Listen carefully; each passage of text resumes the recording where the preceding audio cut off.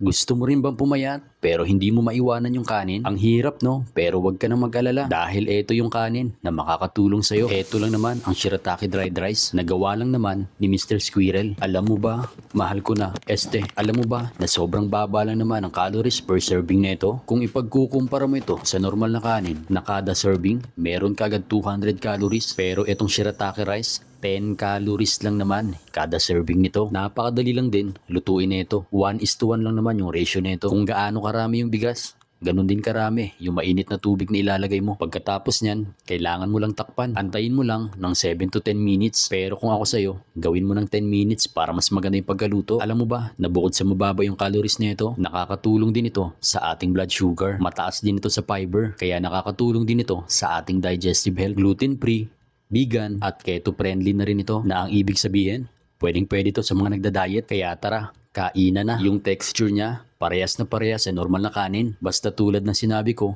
lutuin mo lang siya sa 10 minutes. Yung lasa niya, magkalapit na rin sa normal na kanin. Ang kaibahan nga lang, mas magaan tong shirataki rice. Kaya kung katulad kita na mahilig sa kanin pero gusto pa rin magpapayat, ano pang inaantay mo? Subukan mo na etong shirataki rice na gawa lang naman ni Mr. Squirrel.